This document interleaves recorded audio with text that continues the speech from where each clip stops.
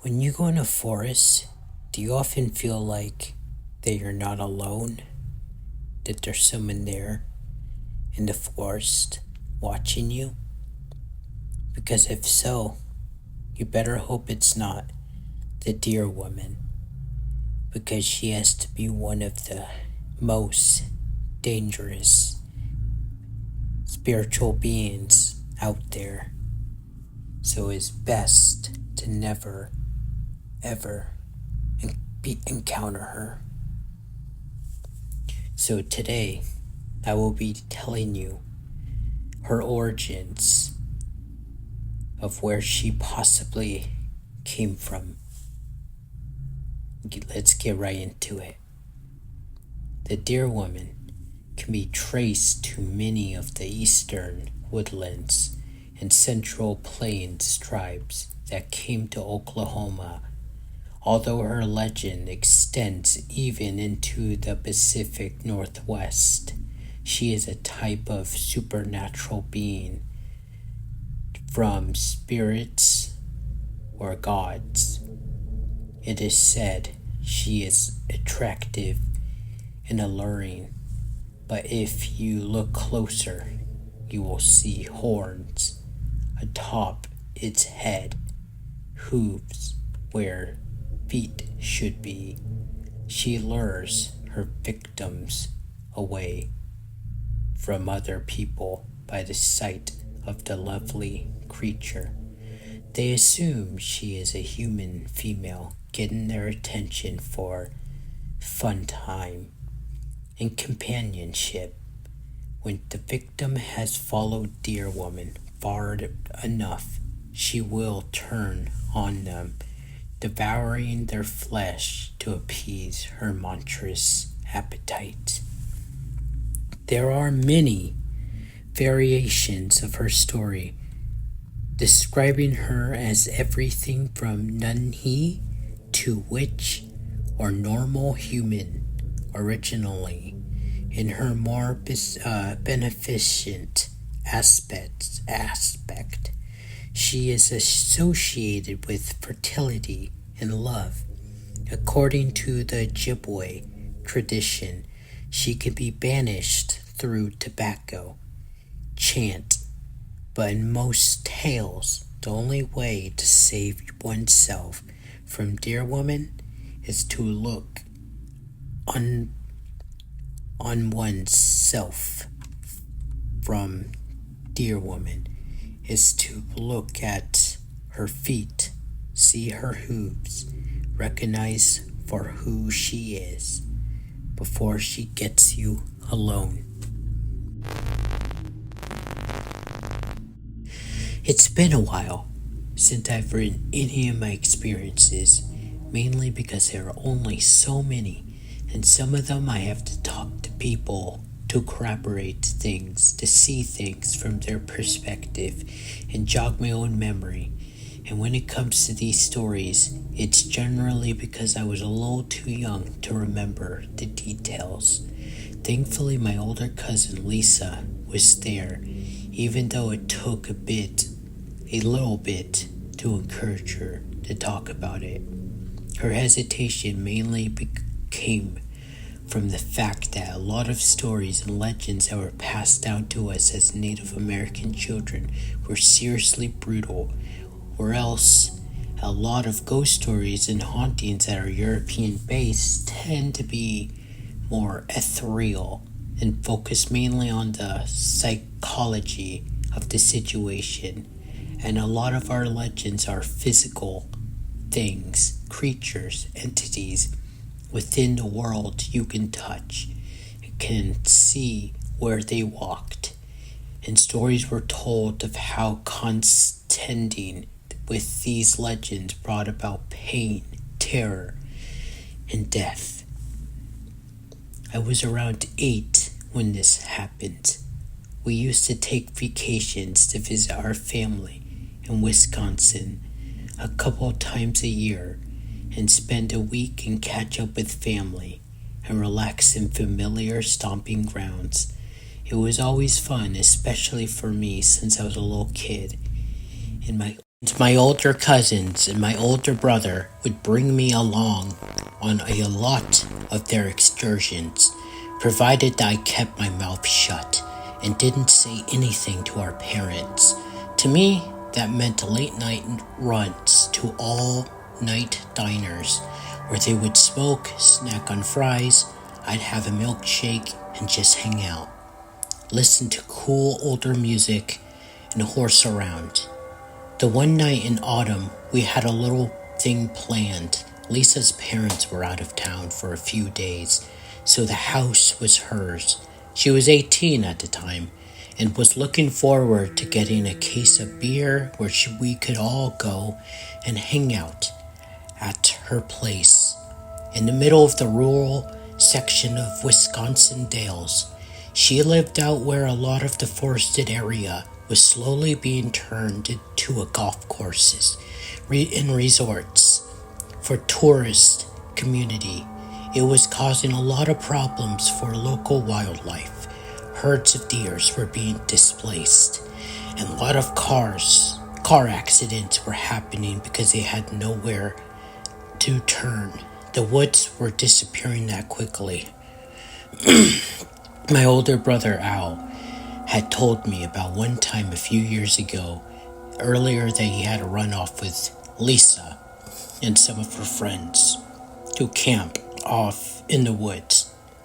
When they got back to the next day, they got a scolding from their parents because they hadn't told them where they were going or how long they'd be gone for.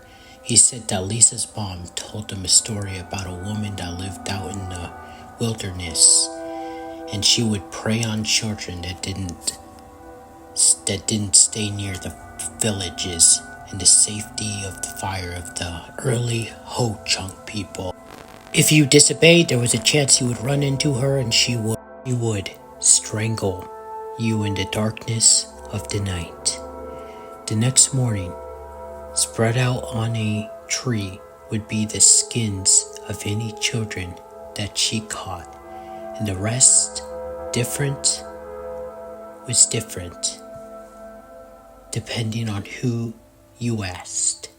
And some say she was a cannibal, that eating children kept her alive beyond her years, or that she would only eat the hearts of the children to the same end.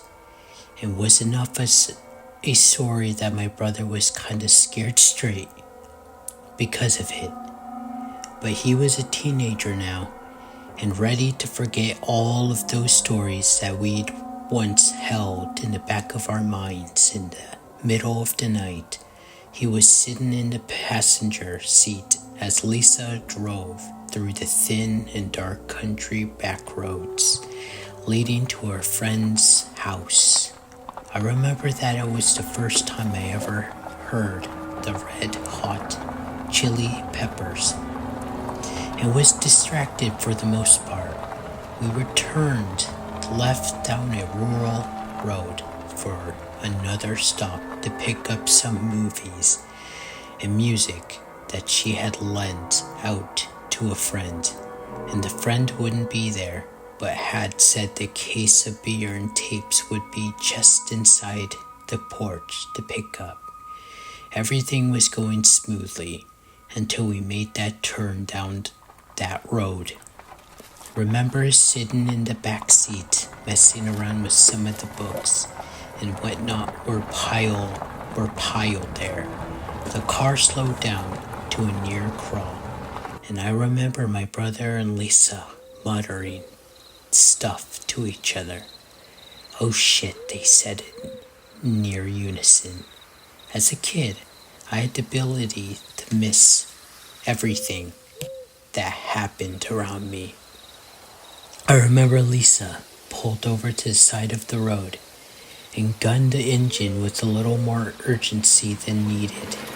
I looked out the wrong window as my brother Al was telling Lisa to go, go, go, go, go. I couldn't get them an answer of what they saw, and by the time I turned around to look out the back window, all I could see was his shape lit up red by the brakes lights. I didn't think much of it until I realized they both were panicking and quite a lot. I started to worry and sat up. Leaning in between the two front seats, they tried to calm me as best they could, but I knew they were afraid of something.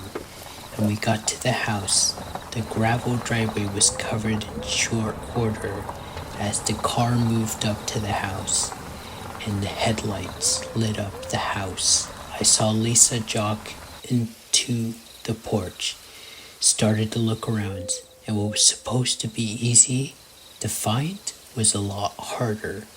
As it seemed like minutes were starting to pass, Lisa told me that there wasn't anything in the front porch other than a couple folding chairs and an empty cooler. She had to move around in a dark house where she didn't know where the light switch were, and eventually got to the kitchen where the beer and tapes were sitting on the countertop. In the car, Al was watching Lisa run around the house looking. I had the intuition to look backwards. The house had a large tract of land attached to it. A good 3 acres, most of it trimmed grass, tamed brush. At the edge of the wooded area, where the road broke free from the forest, I kept my eyes trained there. I thought my eyes were playing tricks on me, but I noticed something was walking out from the dark covers of the woods into the moonlight where I could see they were walking towards us. The walk was very awkward, as if someone were walking on stilts, heels for the very first time. Every step was labored and clumsy, but surely she was making grounds on us. Lisa, out, shouted over the music, fear painting inside of that car, as I noticed that my brother was looking backwards just like me, nearly hiding behind his seat. We sat and watched that figure stagger at us, slowly picking up the pace. The 100 or so yards of grass being covered with every plodding step. The closer it got, the more I realized that it was much taller than anyone that had ever known. I was shook from my thoughts, still not quite afraid, as reflecting my brother's and cousin's emotions. Lisa had opened the back door and tossed everything inside before driving back into the driver's seat. She threw the car in reverse with giddy sounds, whipping the little Honda around. When the flashlight caught the figure, now 30 or 40 yards away, I was caught by an image I'll always hold in my mind. It was a woman, built tall, walking on rickety, spindly legs. She was draped in rags, what looked like fur, scraps of clothes. She was hunched over, but I could still see her hair, or what I thought was hair. My brother said they were antlers. Lisa said they were more like tree branches coming from the back of her skull. The flash of light was more than needed to get our car flying the other way around and away. I never let my eyes leave that direction, and saw the woman stop on a dime, tracking our car with unearthly dark eyes and a menacing stare. She turned to plod after us as our car double-backed. I talked to her about it a few days back when I could get her on the phone. She used to live out behind where I grew up. My parents wondered why we never went out and camped a lot even though we had lands and woods behind us. We used to stay in the house where the sun went down, and I remember the first time I saw her. It was me and my little sister walking along a shallow, dry creek. We were just chatting and wandering around when I realized it was starting to get dark. And I remember turning around to start heading back, and that's when I saw her. She had long legs, spidery sort of, but they were deer legs with branchy antlery hair. She was around 9 feet tall, but could have been taller if she stood up straight. I just ran into the woods with my sister. She didn't even have a chance to look, and the fact she was behind us for who knows how long, just watching, waiting for us to get far out where people wouldn't hear us. We got back to the house, screaming the entire way, and I went right into my mom's arms, told her the whole thing, and of course she didn't really believe us, saying we just imagined it or saw something that we mistook for a human.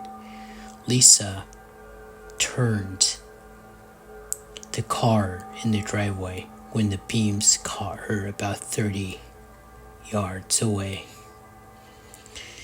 My spine went rigid like wrought iron, and something about that dark shape and odd, imbling motion it made was horrible. Even over the music and the rumble of the Holt Honda, I remember the hard-brained sound of what sounded like cross between man and animal. We sped past, my brother and I ducking low and away from the side of the car she was on, as if she were going to try and smash through the window and grab us with those gnarled, claw-like hands. We left her again in the wake of red brake lights. It was supposed to be a relaxing night of goofing around, eating popcorn, and just being kids was spoiled. We had to put good 10 miles between us and whatever she was. Every window was closed, locked doors were dead bolted. In some cases, even had chairs jammed underneath the doorknobs, and it was only after half an hour, huddled in the living room, that we remembered that we had invited some of our friends over. They knocked and roused us back to sense of reality. We sheepishly brought down our crappy little barricade and let the few of them inside. With the looks on their face, they asked us what the hell was going on. After reluctantly admitting to what went on just an hour before, they laughed at us, and eventually we all laughed together, slowly washing away the funk and the bad thoughts creeping around in the back of our heads. It wasn't long before we forgot what started the night to begin with, though it always creeps back into my mind every time I look to a dark forested line of trees in the middle of the night.